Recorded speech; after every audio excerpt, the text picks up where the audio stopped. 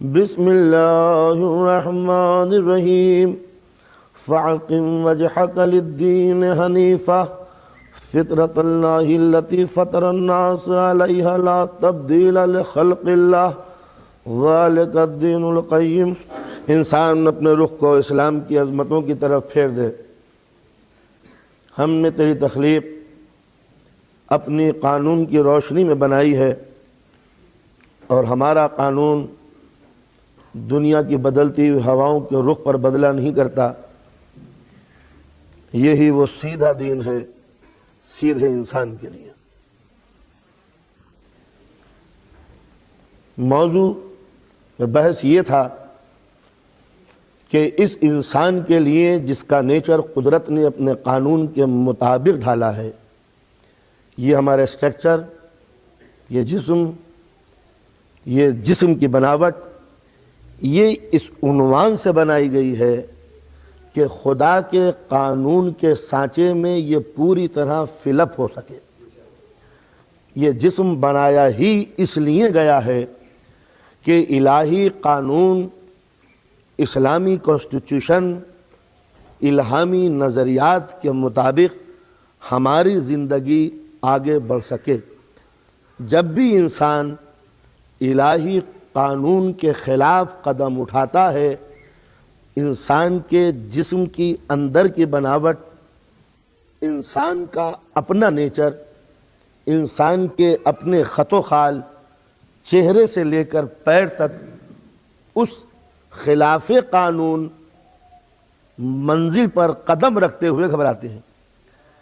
انسان جب بھی گناہ کی طرف، گناہ وہ کہ جو الہی قانون کے خلاف ہو، تو جب بھی انسان گناہ کی منزل پہ قدم رکھتا ہے، ضمیر انسانی اس عمل کو لائق نہیں کرتا۔ لہذا قدرت نے جو قانون بنائے ہیں وہ کچھ اس انداز سے کہ جو میرا ضمیر کہتا ہے وہی قانون کہتا ہے۔ اگر قانون کی آواز بھی سمجھ میں نہ آئے تو جو قانون کہتا ہے وہی معصوم کہتا ہے۔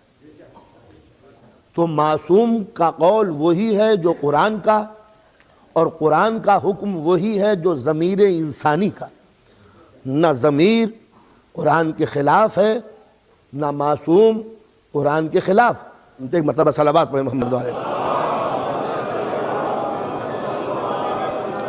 تو عرض کر رہا تھا کہ پروردگار عالم نے جو میری جسم بنایا، یہ میری باڈی بنائی، میرا یہ حلیہ بنایا، وہ اس ٹائپ کا بنایا کہ قانون مجھ میں فل اپ ہو سکے اور میں قانون کے اندر ڈھل سکوں۔ ان دونوں کے اندر اتنا ربط ہے، اتنا میچ ہے، اتنا کنیکشن ہے، اتنا ربط ہے کہ جو قانون کہتا ہے وہ میرا دل بھی مانتا ہے، اور جو میرا دل کہتا ہے، یہ وجہ کہ قرآن مجید نے ایک بات مجھے یاد آ گئی۔ قرآن مجید نے یہ کہا کہ یہ جو کافر ہیں یہ رسول کو اپنی اولاد سے زیادہ پہچانتے ہیں۔ اس کی میننگ بھی یہی ہوئے کہ رسول جو کہہ رہے ہیں ان کا دل بھی جان رہا ہے کہ یہ رسول ہے، سچا رسول ہے۔ اس کے معنی حق کا پہچان کی یہی علامت ہے کہ وہ زیادہ جانتے ہیں۔ ابھی میں جس گاڑی میں آ رہا تو وہاں یہی بحث چھڑی ہوئی تھی میرے شریک سفر میں، اس ٹائم سے جب آ رہا تو سوال کیا کہ یہ جو اہل بیت کے ستانے والے تھے کیا یہ ان کی عظمتوں سے واقف نہیں تھے؟ تو میں نے یہی جواب دیا، یاد رکھیے عصمتوں سے وہی ٹکراتا ہے جو ان کی پوری طرح معرفت رکھتا ہے۔ وہ ہم سے زیادہ جاننے والے تھے، کون تھے؟ اس لیے کہ ہم سے خدا کو ہم سے زیادہ وہ پہچانتا جس کا نام ہے ابلیس۔ اگر نہ پہچانتا تو ٹکراتا کیسے؟ تو بزم کے بیٹھنے والے ہی تو ٹکراتے ہیں۔ بیچارہ غریب آدمی جو پیدا ہوا ہو تو ویسے ہی ڈراتا ہے۔ اسی واسطے میں بار بار اپنی مجلسوں میں چیلنج کرتا ہوں کہ شریعت اسلامیہ حقہ کی سب سے بڑی خوبی یہ ہے کہ اس نے جتنی چیزوں کو حرام قرار دیا ہے وہ عقل کے نزدیک بھی حرام ہے۔ یہ اور بات ہے کہ انسان دل فریبیوں میں اتنا مبتلا ہو جائے کہ اس کو برا کہتے ہوئے بھی کہتا ہے کہ نہیں، ہاں ہے تو بری مگر ہاں تھوڑی سی پی لینی چاہیے۔ یہ کیا ہوا کہ ضمیر انسانی تو کہا ہے کہ بہت بری چیز ہے، مگر فریب خوردہ انسان، وسوسوں کا شکار خوردہ انسان، لذتوں کا بگڑا ہوا انسان، ذائقے کے ہاتھوں بکا ہوا انسان، ضمیر کے آگے کچلا ہوا انسان اس حق کو پہچان کے بھی تسلیم نہیں کرتا۔ ہاں ایک بات مجھے بات میں بات ہی کر رہی ہے، میں عادی نہیں ہوں کہ گیئر بدل کے اپنا ٹریک بدل دوں، مگر ایک بات، حکیم بو علی سینا کا نام سنا ہوگا، ایران کا بہت بڑا فلسفی گزرا ہے۔ ایران میں برف گر رہی تھی، سنو فال ہو رہی تھی، وہ کمرے میں اپنا بیٹھا ہوا، کچھ اس کے شاگرد تھے، ایک شاگرد کو جو سوجی انہوں نے کہا حضور آپ اتنے بڑے حکیم اتنے بڑے ڈاکٹر ہیں، آپ نبوت کا دعویٰ کر دیجئے کہ میں بھی نبی ہوں۔ تو یہ تو آدمی موڈ ہو اور موقع اچھا ہو تو نبوت کا دعویٰ کرنے میں کیا، وہ موقع ملے تو خدائی کا دعویٰ کر دے، کوئی پریشانی ہے؟ کہا حضور آج تو آپ دعویٰ نبوت کر ہی دیجئے۔ تو انہوں نے کہا کہ ہاں صحیح کہہ رہے ہو۔ سارے شاگردوں نے کہا حضور بس بڑا اچھا موقع ہے، دعویٰ نبوت کر دیجئے۔ حکیم ابو علی سینا نے کچھ سوچا، انہوں نے کہا ہاں تم ٹھیک کہتے ہو، میں دعویٰ نبوت صبح کو کر دوں گا۔ ایسا کرو ذرا پانی لے آؤ باہر جا کے، اب سنو فال سردی ہو رہی ہے۔ انہوں نے کہا کہ حضور بہت سردی ہے، بہت سردی ہے، ذرا ٹھہر جائیے۔ پھر دوسرے سے کہا ذرا پانی لے آؤ، انہوں نے کہا خیلی صدو کو جو بہت سردی ہے۔ ایک ایک سے کہا، خاموش ہو گئے۔ حکیم ابو علی سینا بھی لیٹ گئے۔ یہ جس مکان میں، جس کمرے میں، جس روم میں تھے وہ ایک مسجد کا روم تھا، اس کے باہر ایک حوض تھی جس پر برف جمی چکی تھی۔ اس نے دیکھا کہ ایک بوڑھا عصا ٹیکتا ہوا آیا، نماز صبح کا وقت ہو گیا تھا، اس نے کپڑے اتارے، برف توڑا اور وضو کرنا شروع کیا، نماز پڑھنے کے لیے چلا گیا۔ حکیم ابو علی سینا نے اپنے شاگردوں کو اٹھایا، دیکھو سچے نبی میں جھوٹے نبی میں یہی فرق ہوتا ہے۔ میرے رسول کو گئے انتقال کو کئی سو برس گزر گئے، مگر اس کے حکم کی گرمی اتنی ہے کہ آج بھی بوڑھے کو اٹھا کے برف میں وضو کرنے کے لیے مجبور کر دیتی ہے۔ میں زندہ نبی ہوں، تمہیں حکم دے رہا ہوں اور تم یہاں بیٹھے ہوئے ہو۔ صلوات پڑھیں محمد و آل محمد۔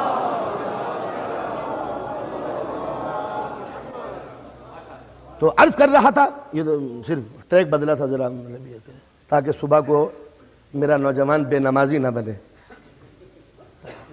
اس لیے کہ نماز سے وہی نظر انداز کر دیتا ہے جس کو یقین ہو جائے کہ رسول کا انتقال ہو چکا، اب کوئی معصوم دنیا میں نہیں ہے۔ یاد رکھیے وہ اور قومیں ہوں گی جن کے سر پہ کوئی معصوم نہیں ہے، تمہارا معصوم بحمد اللہ زندہ ہے۔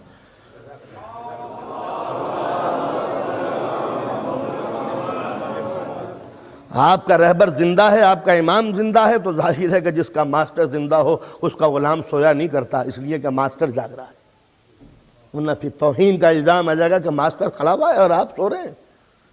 تو لہذا عرض یہ کر رہا تھا کہ جہاد میں جسم زخمی ہوا، مزہ روح نے کیا، روزے جسم میں رکھے، مزہ روح نے کیا، وضو کی، ٹھنڈا پانی جسم کو لگا، تکلیف میرے جسم کو ہوئی، مزہ روح کرے۔ تو لہذا اس کی عدالت کو کیا ہو گیا ہے کہ زحمت جسم برداشت کرے اور مزہ صرف روح لے لے، تو خدا کی عدالت کے خلاف ہے، لہذا انسان کو اٹھایا جائے گا اس جسم کے ساتھ، اسی روح کے ساتھ۔ اب بائی دا وے ایک بات مومنین کہتے ہیں، کہنی نہیں چاہیے ممبر پہ، مگر میں نہیں چاہتا کہ کسی نوجوان کے ذہن میں کوئی شبہ رہ جائے۔ انہوں نے کہا صاحب یہ مردوں کو تو حوریں ملیں گی، اگلا جملہ آپ خود سوچ لیں۔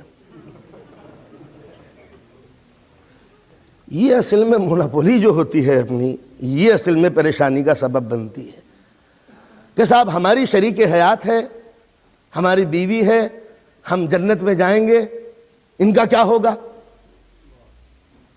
یہ ایک تصور ابھرا۔ تو سوال یہ پیدا ہوتا ہے کہ آپ کا نکاح دائمی ہے یا اسی دنیا سے متعلق ہے، یعنی پرماننٹ نکاح، کہ یہاں بھی بیوی ہو، جنت میں جانے کے بعد بھی بیوی ہے۔ بڑی پریشانی یہ ہو جائے گی الہی عدالت کو کہ فرض کیجئے کہ شوہر جو ہے وہ جنت میں چلا گیا، بیوی خطا کار تھی، ایسا نہیں ہو سکتا کیا؟ اب یہ جنت میں چلا رہے ہیں میری بیوی لاؤ، اور وہ ہے ادھر۔ دوسرا رخ، بیوی ہے مومنہ، وہ جنت میں ہے، یہ تھے بدماش، یہ چلے گئے ادھر، اور یہ کہہ رہے ہیں کہ واہ جہاں میری بیوی ہے وہاں میں۔ تو لہٰذا یہ رشتہ جو ہے نکاح کا، یہ جب تک ہے جب تک کہ سانس باقی ہے۔ ادھر سانس قطع ہوئی، عدے کا دن تمام ہوئے، نہ آپ اس کے شوہر ہیں نہ وہ آپ کی بیوی ہے۔ لہٰذا ہر مومن یہ سمجھ لے۔ لیکن ہر قانون کے اندر ایک نہ ایک تو بیک ڈور ہوتا ہے۔ اب اگر فرض کیجئے دونوں مومن ہیں، دونوں جنتی ہیں، اور دونوں یہ چاہتے ہیں کہ ہم ساتھ رہیں، تو جنت تو نام ہی ہے دل کی ہر تمنا کے نکل جانے کا۔ تو لہٰذا یہ آپ کی اپلیکیشن جو ہے ریجیکٹ نہیں ہو سکتی۔ لیکن جو کفو کا حکم ہے کہ جس صلاحیت کا شوہر ہوگا اسی صلاحیت کی بیوی ہوگی، قانون وہاں بھی ہوگا۔ یہ ناممکن ہے کہ شوہر 7 درجے والی جنت میں ہو اور بیوی 2 درجے والی جنت میں ہو، دونوں کو ایک کر دیا جائے، نہیں جہاں پر جو بھی مطالبہ ہو قدرت کا.